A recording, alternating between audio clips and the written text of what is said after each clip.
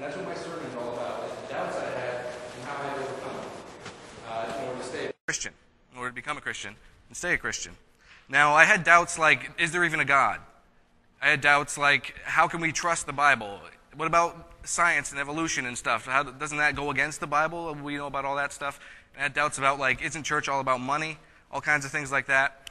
Now, I decided, this testimony has been a work in progress. I finished it this morning. Because I didn't know exactly how I wanted to word it, exactly how I wanted to get it together, all the points I wanted to make. And I came to the conclusion that if I go through all of my doubts one by one and explain to them all those, we're going to be here for 500 years.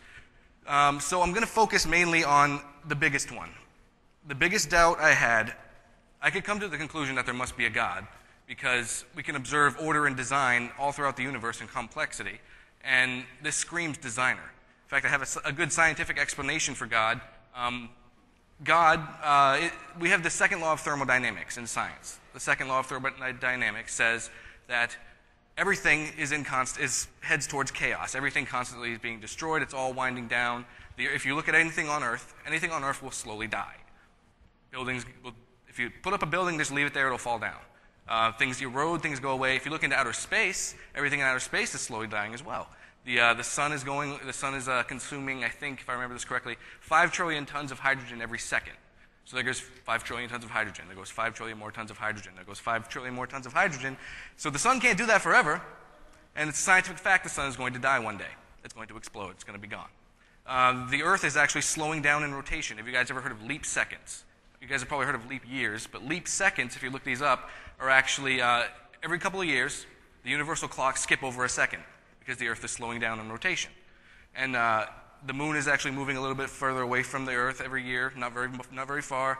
Saturn's rings are dissipating. If you look at it, everything in the universe is slowly going away, which leads all scientists to conclude, well, not all of them, but most scientists to conclude the universe must have had a beginning. It could not always have existed because if the Earth is slowing down, that means it used to be going faster. And it must have had a beginning at some point. It all must have started.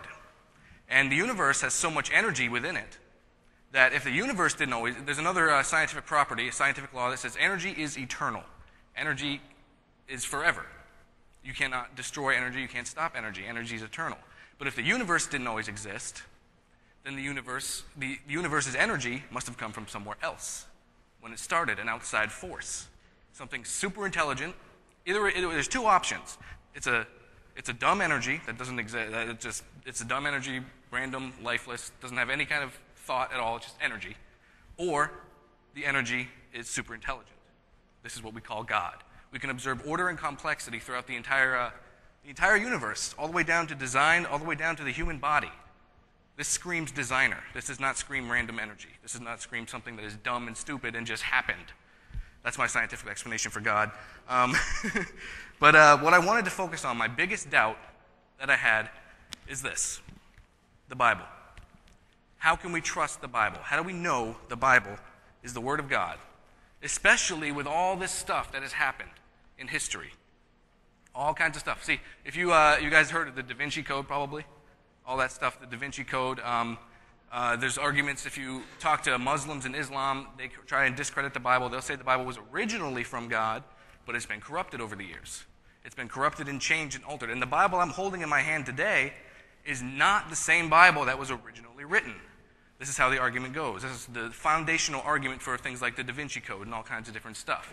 Now, the Da Vinci Code will say things like, they say either the early Catholics in the corrupt church somehow changed all the doctrine in Scripture. Jesus was never God in the original. In the original, Jesus was never God. That's what it says in here, but it doesn't say that in the original. Muslims will say that too. But they boil it down to somewhere between the 3rd and 4th century, things changed in the Bible. It was changed, and they come at it from a multitude of different angles. Things like either the Catholics, the early Roman Catholics, changed it to shed their view on Christianity, or there's another, and this one I believe is the foundational argument for the Da Vinci Code, not the movie, but the argument behind the movie that got people so crazy and stirred up, is that there were all these monks. There's this monastery of monks and they hid a whole bunch of books that were excluded, like something like the Gospel of Thomas, Gospel of Judas. They were excluded from the Bible. They were hidden, and the monks actually got together and changed what was in here. Now, I became a Christian right at the time the Da Vinci Code was coming out. I didn't know about the Da Vinci Code when I became a Christian, but shortly after, when I was telling people I was a Christian, they were telling me about the Da Vinci Code and all these things. And the biggest doubt I had to overcome is, how can we trust the Bible? How can we know that that was how it was originally written? And how can we know that it's from God? I did not have an answer. I did not know. I wanted to believe in the Bible, but I didn't know what to say when someone brought that up.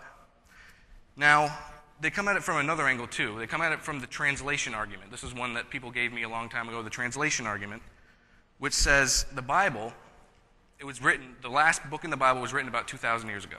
Book of Revelation is the last book in the Bible. The Bible is actually, if you didn't know, this isn't just one book. This is a compilation of 66 books written by 40 authors over a period of 1,500 years. Just so you don't, and we put it together and call it the Bible, and that's one book, but it's not actually just one book. It's 66 written over. It's not just one book that was written at one time by one person. It was over 40 different authors over 1,500 years. And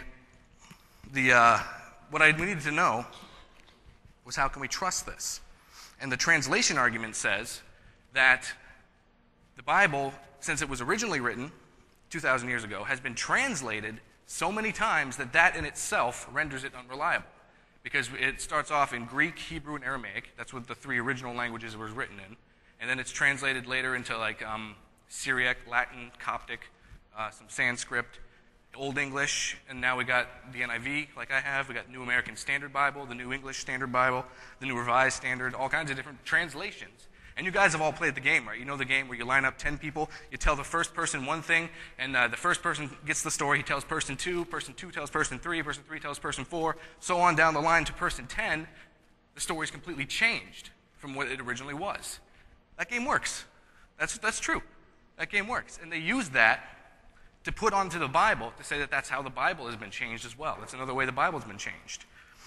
Now, I had all these things, because every time I told someone I was a Christian that was outside the church, they gave me a new doubt. They gave me a new reason why I shouldn't be a Christian. But there's something I like to call God's glue. It's just a personal thing to me that kind of kept me to Christianity. I'm going to talk about that in a minute. But what I wanted, and everybody who knows me back 6 years ago when I first became a Christian, and I had all these doubts, and I was talking to people in youth group about all these doubts that I was having and all these things, they would give me their answers. They were good answers, but they weren't proof. They weren't good enough for me. They were like, well, it could be that way, but it could be the other way too. You don't know. So what I prayed for, what I asked for, what I wanted to know, that I could trust this book, I said, I just want a sign. Some kind of sign. Some kind of, it could be anything. What I really wanted was an angel to appear to me and say, yes, you can trust this. That doesn't happen too often. There is testimonies of stuff like that happening. And they're good things when that happens. But God didn't do that for me. He didn't really give me anything that I could say was definitely from him. No other way. Definitely I can believe the Bible now. Never gave me anything like that. And it was frustrating because I'd heard of other people who had had things like that, but other people could be liars. So I don't know. You can't always trust. So, but there was things that God did that could have been coincidence, it could have been from him, I didn't know. I'll give you just a couple examples. When I first became a Christian, I had known about the Bible, I had known about church because Thomas McDonough, sitting over there, proud father and husband, I'd known him since pretty much between the 4th and 5th grade. He brought me to church a couple times. I knew about Jesus, I knew about the Bible, but I didn't really believe it. At that age, I was more interested in Legos and Power Rangers. Still interested in Legos, by the way. So I knew about it, and I'd read the Bible from time to time. My mom had a Bible, and I'd read it a little bit, but I never really understood it. But I remember the day I became a Christian, I was sitting in this very room, sitting right over there. Brian was preaching. I have no idea what he was preaching about. I can't remember. But I remember saying the prayer as I was leaving. Brian asked me, "Did you meet Jesus today?" I said, "Yes, I did." And that night when I was reading the Bible, I read the book of John. And in the book of John, it starts off, in the beginning was the Word, and the Word was with God, and the Word was God. He was in the beginning with God. And it goes on later to talk about, and the Word became flesh.